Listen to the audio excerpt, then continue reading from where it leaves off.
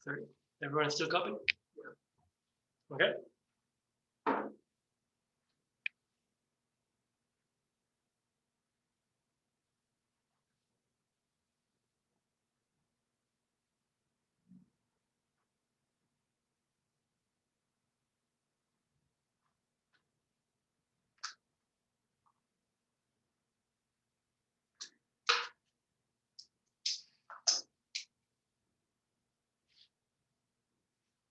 Okay, good to go.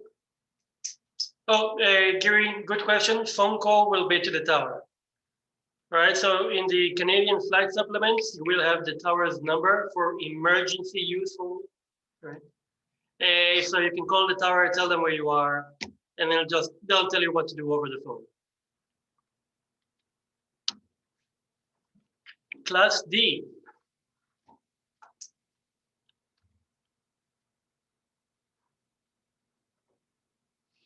All right, so again, all the classes are very, very similar. It's both IFR and VFR. But here's the thing, VFR requires two-way communication prior to entry. Okay? They do not require a clearance. So the minute you tell them, hey, I'm coming in, that's what I want to do, and the minute you talk to them, you can technically be in the zone. You do not need to be like, all right, you're cleared into the control zone via direct runway 26, right? They're not gonna give you that. They'll just say, all right, cool, kind of like do whatever. And okay, as long as you're talking to them. Separation is only provided for IFR aircraft. All right.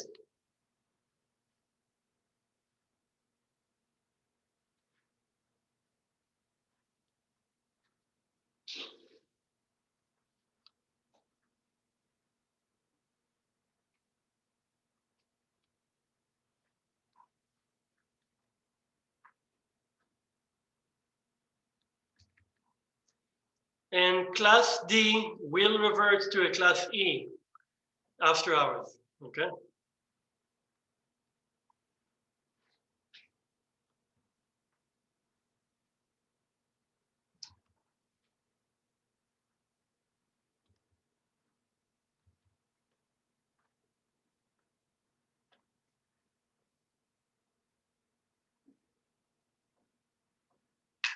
All right, so again, you can enter the class D without required equipment and without a prior permission.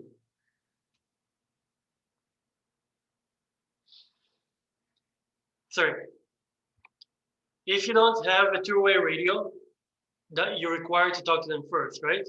If you don't have that, and then you have to call them somehow to obtain permission to go in.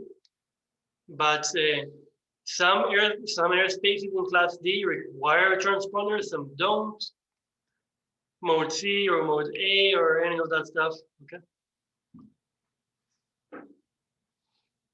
which we'll talk about all of that.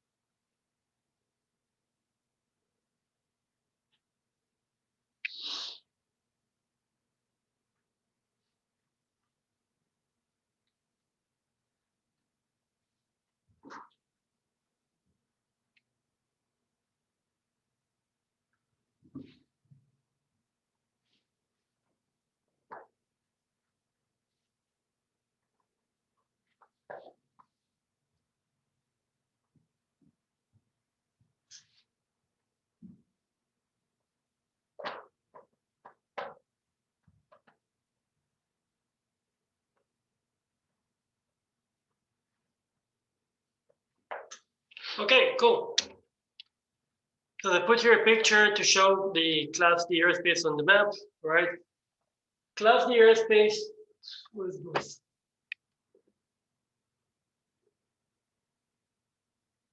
Okay, so what you guys see here at the bottom, okay? You see the mouse, right? Right at the bottom here, it tells you specifically, this is the Class D up until 3,700 feet, okay? Whenever you see stuff here in brackets at the very bottom here, that means AGL. So that will be 3,000 feet AGL. All right. So whenever you have a circle like this, right, it will kind of say on the circle what class is it as well. Additionally, this shape, all right, will also be in a controlled airspace. All right. Different airspaces will have different shapes. So keep that in mind as well. You are not required to know all the shapes, everything like that. It is in your map, in the legend. Moving on, Class E.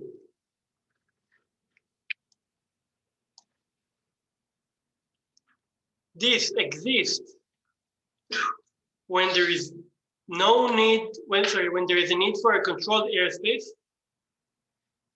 but not required for A, B, C, or D. So Transport Canada would like to be very confusing. Okay. Operations can be both VFR, IFR, but separation is only provided for IFR.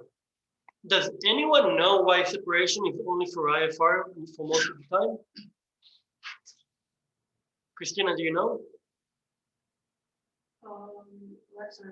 What's the okay, here you go. What's the difference between IFR and VFR? IFR, you learn the instruments. Good.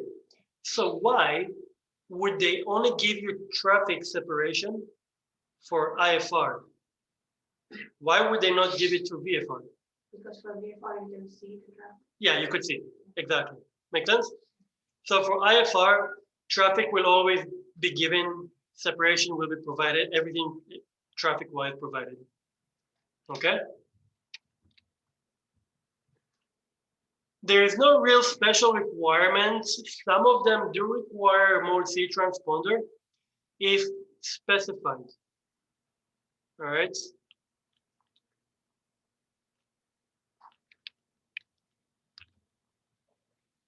There is low-level airways, control area extension, or control zones without a tower. All right? When they don't have a tower, it will be classified as Class E.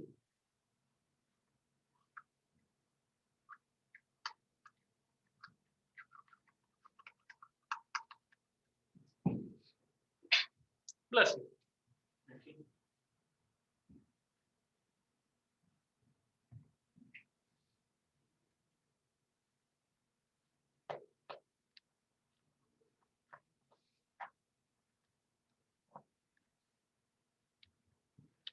All right? And for Class E, you see that's how it's going to look like on the map in a circle. All right? We don't have that teeth over here like it was last time. It's just a dotted line kind of thing. So in the flight test, they may ask you, all right, what class of airspace is this circle? And you'll be like, oh, I know this is Class E. SAR definitely talked about it.